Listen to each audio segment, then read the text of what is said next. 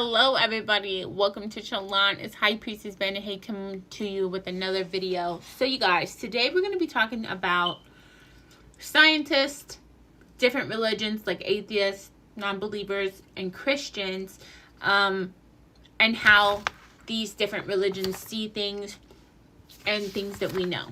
Okay, so I'm going to tell you a prompt, then tell you what scientists think about it, atheists think about it, and Christians think about it. So, does God exist? Scientists are neutral. Atheists say no, Christians say yes. Is the Bible divine? Scientists say mostly no, though there have been proofs. Atheists say no, Christians say yes. Miracles are not scientifically proven. Atheists say they're impossible, Christians say they're possible. The creation story, scientists say it's the Big Bang plus evolution. Atheists say they're neutral. And God has created, and then the methods vary. Is Jesus real? Scientists say yes. Atheists say yes. And Christianity says yes. The resurrection. Scientists have confirmed some truths. Though there are some mysteries. Atheists say no, Christians say yes. Morals. For scientists, it's useful for survival. For atheists, human-made. And from Christians, God. Spiritual experiences.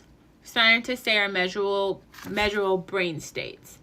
Atheists say it's illusion. And Christians say the Holy Spirit is real. Prayer. Scientists say there's a psychological effect with prayer. Atheists say there's no. And Christians say God hears and answers prayers. How each of those groups see each other. So scientists say to Christians, your faith is meaningful, but miracles aren't testable. Christians say to science, science explains how, not why. God made the laws of nature.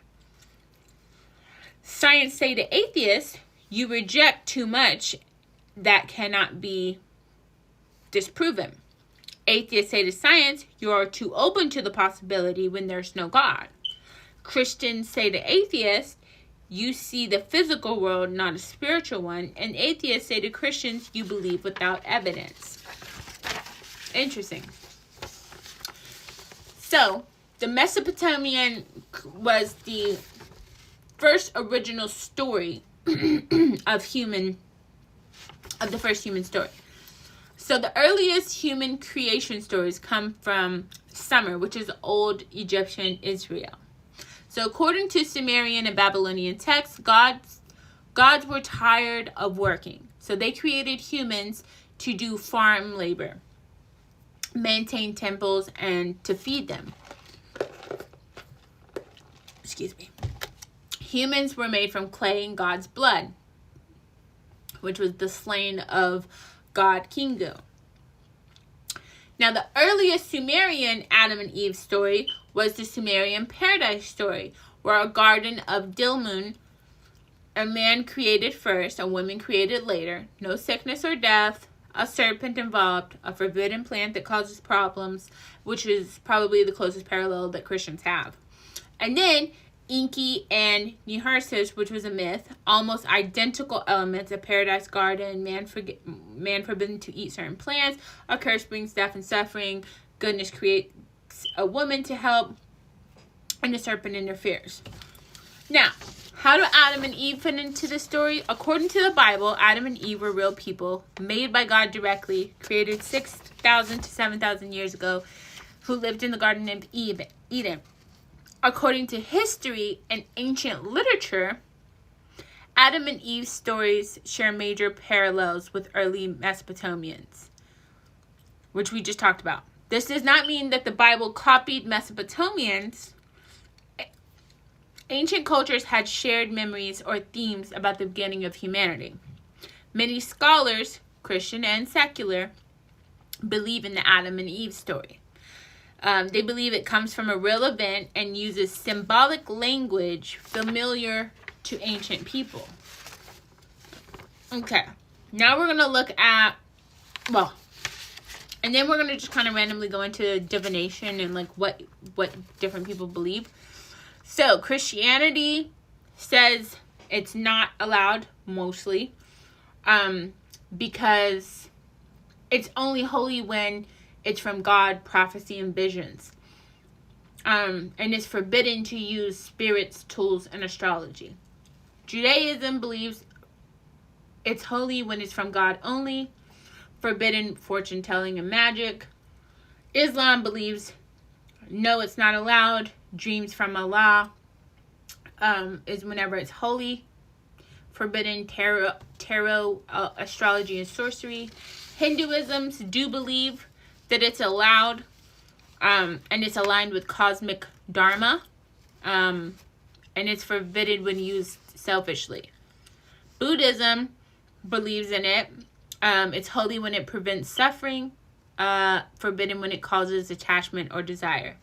African religions believe in it, and it's holy for healing and ancestors, bad whenever harmed or curses. Voodoo believes in it through Iwa ancestors, and bad when used maliciously. Hoodoo believe in it using psalms and ancestors, and not when using harm or coercion.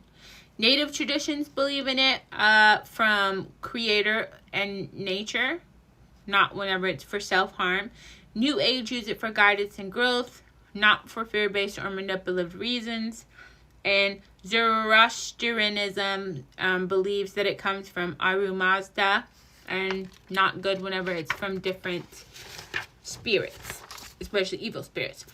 But that being said, I know we kind of dive into a lot of topics, but you guys know I love to do that as worshiping in spirit and truth. As I learn, I teach. And it's always interesting to, put that knowledge out there, even if it does nothing but intrigue somebody's mind to go do their own research, or even if it does nothing but just enlighten somebody to that possibility, or even if it causes somebody to talk to God, to seek more knowledge on such topics, or to have a prophecy, or to have a vision about it. Worshiping in spirit and truth definitely involves learning, right? On all levels. That being said, you guys, thank you for watching. Stay blessed, never stressed, with much peace, much power, much love, much light, and of course, much joy.